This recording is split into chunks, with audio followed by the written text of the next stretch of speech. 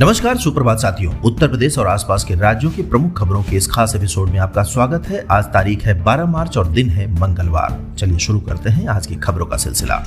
देश में सीएए के नियम लागू हो गए हैं। केंद्र सरकार ने सोमवार शाम को नागरिकता संशोधन अधिनियम को लेकर अधिसूचना जारी कर दी है। इसको लेकर सभी नेताओं की प्रतिक्रिया भी आनी शुरू हो गई। मुख्यमंत्री योगी आदित्यनाथ ने एक्स पर लिखा, पीड़ित मानवता के कल्याणार्थ नागरिकता संशोधन अधिनियम लागू करने का निर्णय ऐतिहासिक है। इससे पाकिस्तान, बांग्लादेश व अफगानिस्तान में मजहबी बर्बरता से पीड़ित अल्पसंख्यक समुदाय के सम्मानजनक जीवन का मार्ग प्रशस्त हुआ है। सीएए लागू होने से गदगद हुए हिंदू शरणार्थी, पीएम मोदी का किया धन्यवाद। सीएए लागू होने के बाद यूपी में अलर्ट, संवेदनशील जिलों में अतिरिक्त पुलिस फोर्स की तैनाती। देश में नागरिकता कानून लागू होने के बाद मुस्लिम धर्मगुरुओं ने लोगों से शांति बनाए रखने की अपील की। इस्लामिक सेंटर ऑफ इंडिया के अध्यक्ष मौलाना खालिद रशीद फरंगी महली ने सीएए लागू होने पर कहा कि हम सभी से अपील करना चाहते हैं कि वे शांत रहें और घबराएं नहीं। हमारी कानूनी टीम इस पर गौर करेगी और आगे के फैसले किए जाएंगे। इससे पहले केरल के मुख्यमंत्री पी विजयन ने कहा कि वह केरल में सीएए को लागू नहीं होने देंगे। पश्चिम बंगाल की मुख्यमंत्री ममता बनर्जी ने सोमवार को कहा कि अगर सीएए लोगों के समूहों के साथ भेदभाव करता है तो वह इसका विरोध करेंगी।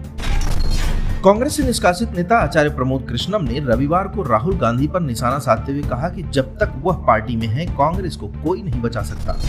देश में सीएए लागू होने के बाद अखिलेश यादव की आई पहली प्रतिक्रिया। सपा मुखिया अखिलेश ने बीजेपी पर निशाना साधते हुए कहा कि देश के नागरिक रोजी रोटी के लिए बाहर जाने पर मजबूर हैं, तो दूसरों के लिए नागरिकता कानून लाने से क्या होगा। सपा मुखिया अखिलेश यादव ने सोशल मीडिया प्लेटफॉर्म एक्स पर पोस्ट कर लिखा, जब देश के नागरिक रोजी रोटी के लिए बाहर जाने पर मजबूर हैं, तो दूसरों के लिए नागरिकता कानून लाने से क्या होगा।